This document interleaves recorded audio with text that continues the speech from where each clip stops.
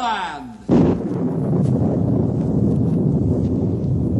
Ranger Bill, warrior of the woodland, struggling against extreme odds, traveling dangerous trails, showing rare courage in the face of disaster. In the air.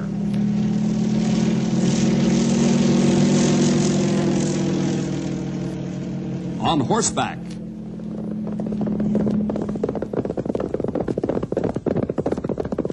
Or in a screaming squad car.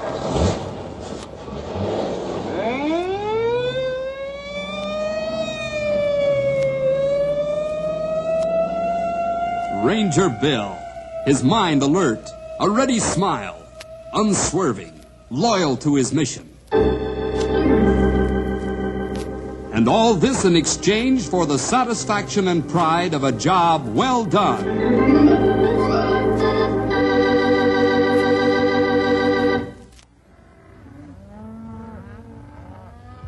Bob, do you know what this gadget is? Of course I do, Marrin. That's a plow. That's right, and which way do you have to look when you're plowing, son?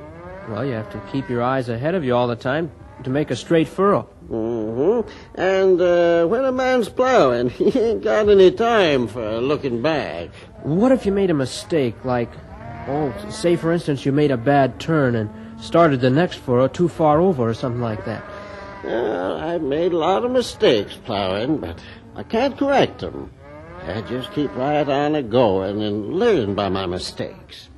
Every time I come around, I see where I made the mistake, and I remember it, and learn how not to make the same mistake again. Gradually, as I plow up more of the field and move farther away from the mistake, I forget about it, don't fret over it. Pretty soon, I can't even see it. But I never forget the lesson it taught me. Well, why not go back and try to correct the mistake right after you make it? Son, you'd make a bigger mess of it than if you left it alone.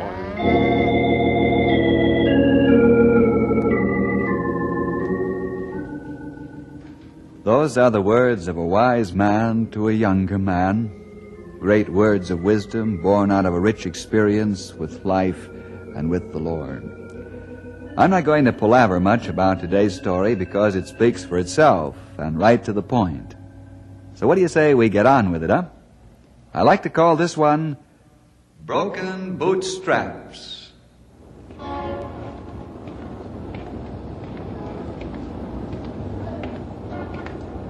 Hey, Bob! Oh, Bob! Bob! Yeah? What do you want? Hold up a second. Well, aren't you even going to say good morning? Why should I? It isn't a good morning for me. Uh-oh. I see old man Satan's busted your bootstraps again, huh? If you mean I'm down in the dumps, I guess you're right. Well, listen here, young fella. This is a good morning in spite of how you feel. We're both healthy, we've had some food to eat, we've got clothes to wear, and we live in a free country. Also, the Lord's given us a bright, sunshiny day and good weather. But even if it were raining or blustery, it would still be a good morning. Now, wouldn't it? It all depends on how you look at it. That's so. Yep, it sure is. How about looking at it over a cup of coffee and a sweet roll? I'll treat. Bill, why waste your time on me? You know I'm an incurable pessimist. I don't know any such thing, Bob. Come on, let's get that coffee. All right.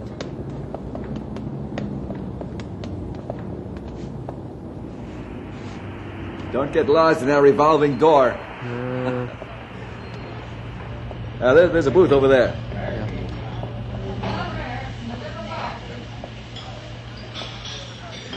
There we are. What'll it be, fellas?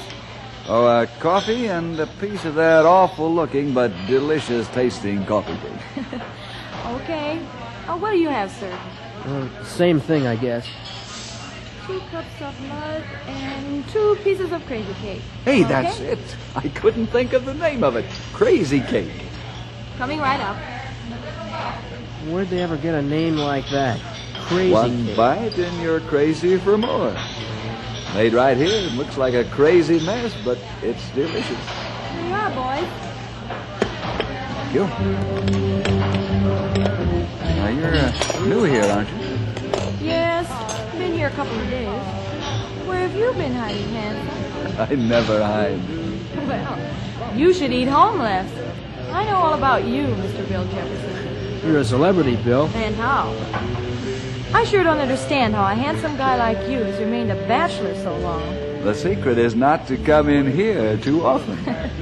All right, I'll bide my time. Yell if you want more coffee. Okay. Well, when's the lecture start, Bill? Lecture? What lecture? Oh, you know, all that stuff about don't let discouragement get you down and courage is part of a real man, all that sort of stuff. No lecture this morning, Bob. What do you know? He's finally given up hope. No? Well, why haven't you? Everyone else has. Even my wife, no. She told me I should get a job in the city instead of trying to make a go of it on the ranch. As a matter of fact, that's why you caught me walking around town so early. It's a little early in the day to be looking for a job, all right?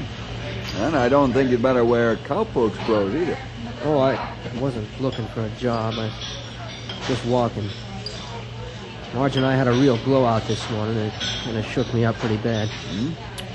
No argument? No, we haven't. No. Well, a little tiff once in a while, but nothing like this.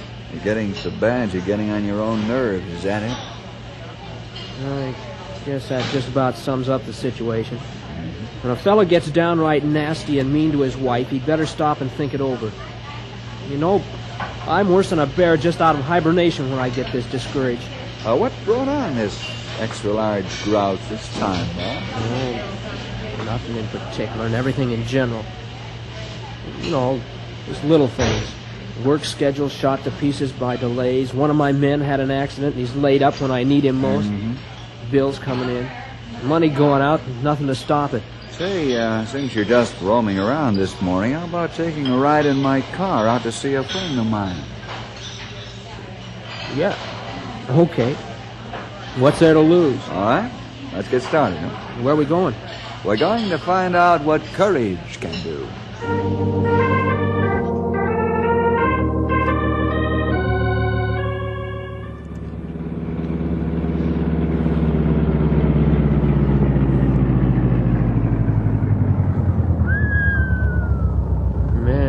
Spread this is.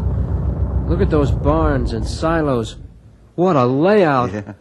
This is the Double Box M Ranch, Bob. What's it take in for size, the whole county? Just about. Okay, let's get out,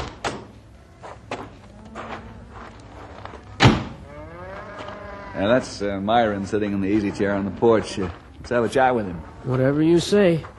Is he the owner? Yeah, although his son Mark and he own the spread half and half. Well, Bill Jefferson. Well, come on up here and sit down. Myron, how are you?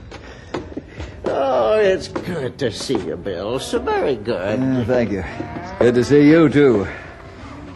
Who's your young friend there? This is Bob Benfeld. Oh, how do you do, Bob? Pretty fair, mister. Just call me Myron, Bob. Okay. Say, this is quite a spread you've got here. Yes, it is. Say, aren't you the young fella that just started building your own spread over near Tuttle's Corners? Yeah. How'd you know about that? When you get my age, son, and sort of loaf around most of the time, you get to learning lots of things. I suppose you do. But this place doesn't look like there's much loafing going on around here. Well, Mark runs things now. It's only the last few years I've taken it easy. Got a touch of arthritis, and well, the doc says I got to slow down. He means he only works 6 or 8 hours a day instead of 10 or 12. That's about what I figured. Well, Myron, we stopped by because I'd like Bob to hear how you got this spread. Bob's kind of got weak bootstraps, and they break every once in a while. Bill means I'm an incurable pessimist, and I'm afflicted with being permanently discouraged since my wife and I started our own spread. Yeah, that's what I figured, son. We all have that trouble to begin with. How do you mean we all have it? By the looks of things, you didn't. Didn't I now? Well, you just sit right down there and listen for a spell. You got some learning to do. I'd like to hear your story. It isn't a story, Bob. It's a fact. Hard and cold fact. Why, when Hazel and me arrived out here 40 years ago, it was pretty rough. Mark was just a little feller then, and... Well, Hazel, this is the place. This is the ranch we bought? Yep, this is the ranch we bought. You're terribly disappointed, aren't you? Well, yes, Myron. I'd be lying if I said I wasn't. Should we go back home and forget about this? No. This is our home. You wouldn't be happy anywhere else, but here I know that from the look on your face. You don't see the dirty buildings and that run-down house. You don't see the broken fences and those weed-covered grounds, do you, honey? No, my dear, I don't see them at all. I see here someday a great ranch. The buildings painted white and every board in good repair. I see a nice, comfortable house and home. I see well-kept fences and 1,000 cattle in the pastures and ranges. I see a ranch and a farm that our son can be proud of, and our son's son. Hazel, we're the roots of a great tree of family heritage and tradition that will be built here. And in all these things, we'll honor God.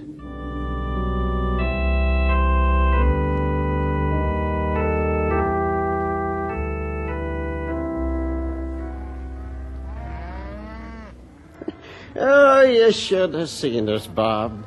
Hazel and I both on horseback.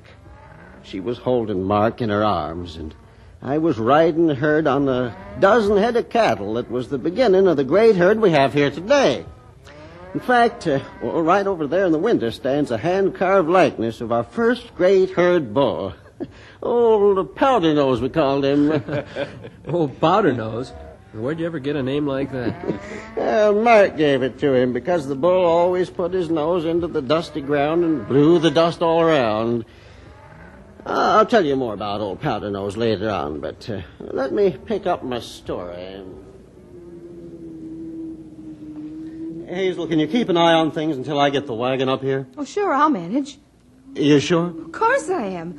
I'll go up to the house and see what it looks like inside, and I'll take care of Mark till you get back. Be alert for rattlers inside the house. It's been empty for quite some time now. I'll be careful. Now, go on, get. Get in. Oh, Mark, either your daddy's the bravest man in the world or he's the craziest. But, you know, I kind of think he's the bravest. And we'll help him all we can, won't we, honey? Atta boy. Come on.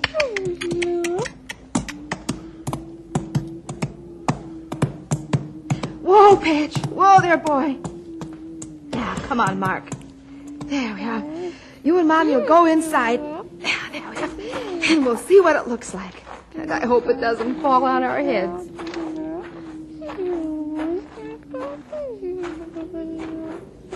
Oh, goodness sake. Here, look at this.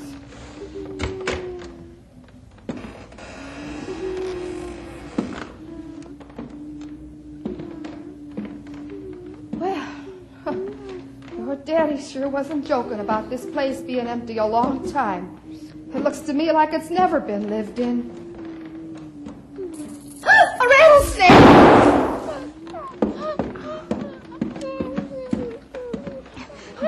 Come on, I guess you and Mommy better wait outside for Daddy to come with the wagon. Then he can clean out the house of all these varmints and rattlesnakes.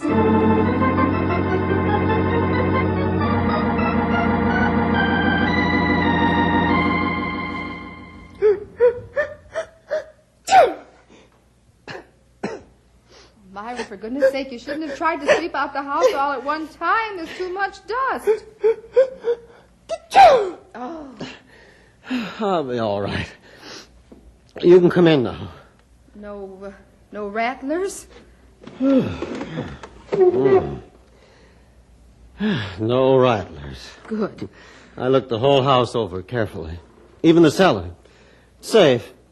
I'll get the scythe out soon as I've unloaded the wagon and cut the weeds and grass down around the house so nothing can hide in them. What are we going to do for water and heat?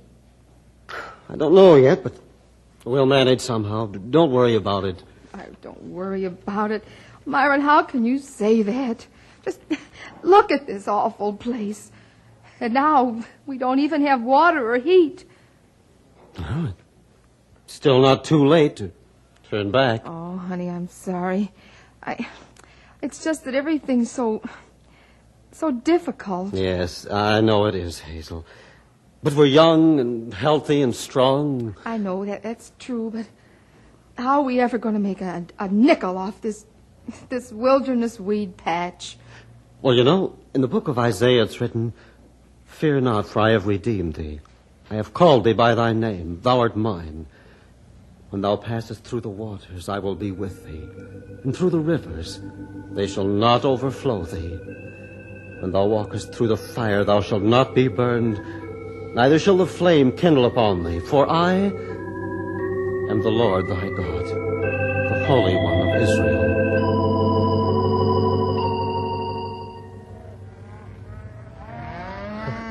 I guess Marge and I have it pretty easy compared to the days when you and your wife and Mark started out here, Myron. I should say so. Well, no, it's all in how you look at it.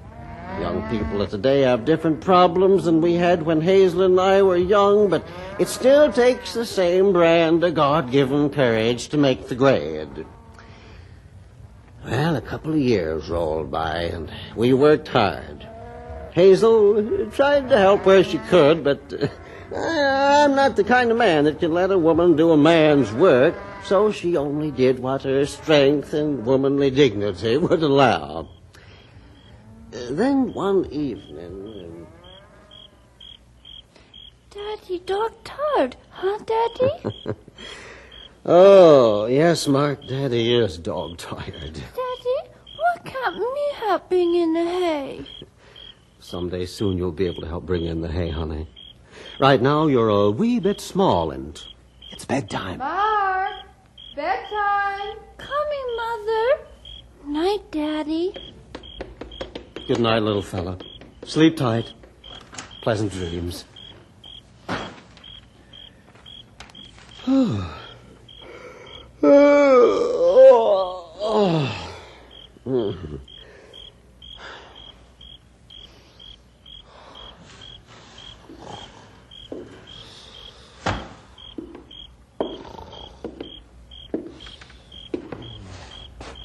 Oh, the poor fella's fast asleep. Do you say something, dear? I'm sorry I woke you, honey. Oh, that's all right. I was just taking 40 winks, I guess. Oh, now, why don't you go to bed now before you doze off again? Thought I'd read Capper's Farmer before I turned in. Oh, yes. Sure you will. Can't even read your own name. You're so tired. Good night, Hazel. Wind up the cat and put out the clock like a good girl, huh? All right, I will. Good night, sleepyhead. Myron. You're going to have to get a hired hand, a cowboy. What are you going to pay him with? Rocks? No, we'll have to figure out something. You're working so hard, you're losing weight, and you're overtired all the time, and you know it. Yeah.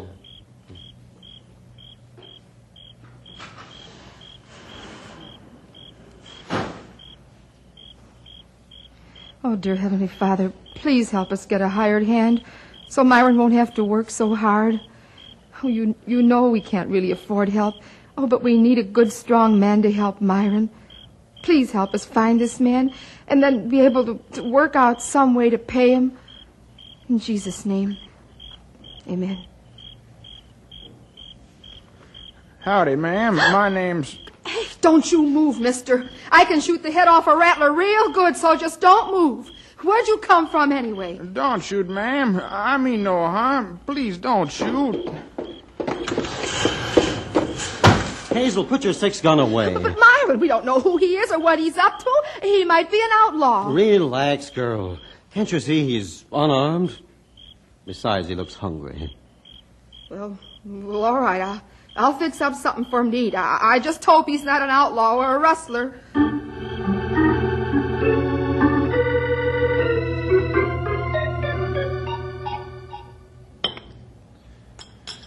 Oh, ma'am, that was sure powerful good. Powerful good. Well, I'm glad. And now that you've had your fill, you'd better be moving along. Hazel, what kind of hospitality is that? Turning a man off in the night. Are you afraid of him with me here? I don't know, Myron. It's just that he gave me such a start. I'm most sorry, ma'am. I really am. I knowed you was praying to the good Lord, and I'm most sorry I scared you the way I did. Hub, what are you doing walking out on the prairie at this time of night? Well, I was just coming here like I was told. Like you were told? Well, by whom? By Parson Whitcomb, Parson ma'am. Whitcomb? Parson Whitcomb? Yes, sir, ma'am. This here letter will tell you all about me and why and what for and whomsoever and all that kind of stuff. Let's see that. Let's see here what it says. Oh, Myron, that's Parson Whitcomb's writing, sure as I'm standing here. Yeah, it is. Well, land's sakes, Hub, why didn't you get here before dark and you wouldn't have come so close to getting shot? My poor aching feet wouldn't go no faster, ma'am. But why is Parson Whitcomb sending you to us? We're as poor as church mice. Oh, I'll say. I want the truth, Herb. Let's get started on our right foot right now. We're trying to help you, Hub, not hurt you. If and I told you, you might send me back, and I like it here already a lot. We won't send you back. At least not until we've had a chance to prove you. Parson Whitcomb says right here in the letter you accepted the Lord as your Savior. Yes, ma'am, I sure did. But that was after it happened. What happened? Well, I tried to rustle some steers and got caught. Mm-hmm. And Parson Whitcomb went before the judge and got you freed on the promise that you'd come out here and make good. Yes, sir, that's it. Oh, well, this won't go any farther than Hazel and I. Now, we'll fix you a bed and we'll all try and get some sleep. You mean you're not going to turn me out? Well, why should we turn you out? Because I'm a crook. Oh, one mistake doesn't make a crook. Now, let's not mention it anymore, huh? We just wanted to know. Now that we do, it's all forgotten. Hub, for land's sake, control yourself. You'll wake the baby. Baby? You got young'uns, too? Yes, a little boy. His name is Mark. Oh, that's fine, ma'am. Real fine. I'll be his big brother and watch over him real close. I'll work hard, real hard. You just wait and see. I'm sure you will. Oh, yeah. Only, we can't pay you wages yet, just room and board and clothes. Maybe a little pocket money now and again until we get on our feet. That's fine, sir. Mighty fine with me. I asked the Lord to give me a good home, and he did. He answered my first prayer real fine. He answered ours, too, Hub.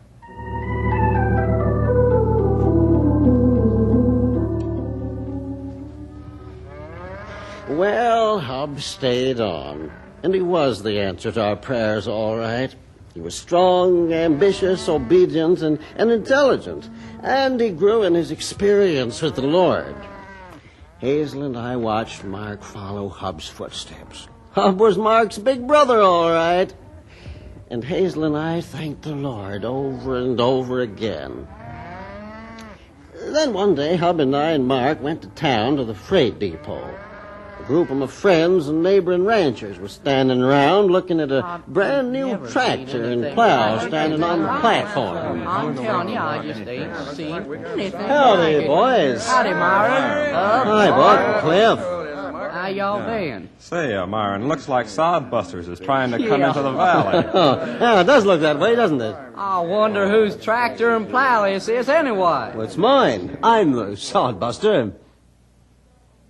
Have you gone loco, Myron? Gone loco. He is loco. I can just see him now, playing with his new toy. Oh, hey, now, what's a big idea anyway? Oh, I'm going to make some money. With that? Oh, well, you just tell us some more about this here brainstorm of yours, or is it a big secret? Oh, no, I'm going to grow my own grain and corn to finish feeder steers for market. You ain't serious, really. I mean, you with one of the finest young breeding herds in the state? Sure. Yeah, but that fine young breeding herd isn't making any money for me yet. It's too young. Well, you just gotta be patient, Myron, like the rest of us had to be. I'm not going to starve to death like most of you did. What about the bad grass years, bad winters? I'm going to grow high-protein hay and good grain and corn and fat and marketable steers every year and sell them for cash. Wow, is he being pumped full of hot air? What book have you been reading? Good books, Buck. Book farmer. You're a book farmer, that's all you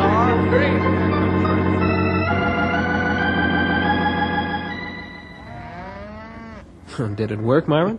Yes, it did, Bob. I started with a few head of feeders. Each year, as the ground produced better crops, the feeder herd got larger. And each year, the cash returns got larger, too. Soon, every rancher in the valley was doing the same thing. We had to grow our own feed because it was too expensive to truck it over the mountains. Then came 2 wet years, and the small grain harvest was very small and of poor quality. One morning, Cliff and Buck stopped by to see what I was going to do to harvest more grain the 3rd year. Myron, how are you going to harvest your grain this year? With a combine. A combine? You mean you ain't gonna use a threshing machine? Nope. Lose too much grain that way. It won't work. Your grain will heat up in the bin. Burn your granary to the ground. No, it won't, Buck. Well, you say it won't, but how you gonna stop it? Ventilation. Use stovepipes to ventilate the interior of the bin of grain.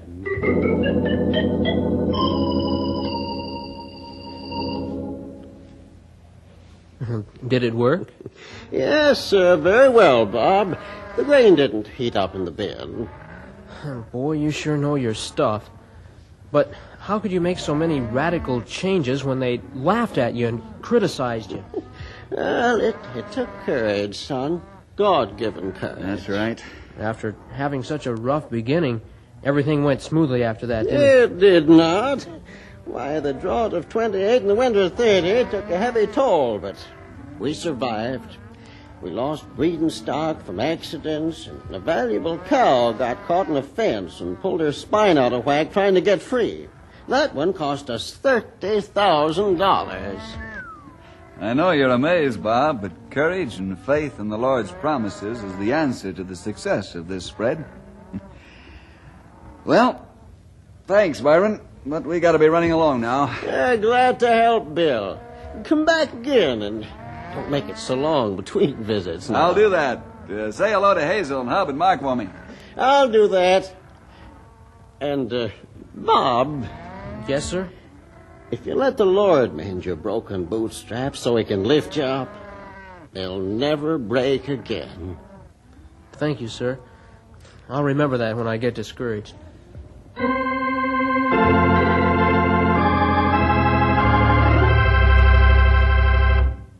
Our story today doesn't end in the usual manner with my rangers and I saving somebody's life as death reaches out to snatch them from us, or some other equally harrowing experience. No, this story ends quietly and peacefully. A young man who was so very discouraged and beaten by his problems has found new strength, new hope, and new courage. And this time his supply of courage won't be exhausted because he knows where he can get an immediate fresh supply, and the Lord always has it ready in abundance. You try it as Bob did, and you'll find out too. We'll see you next week for more adventure with Ranger Bill!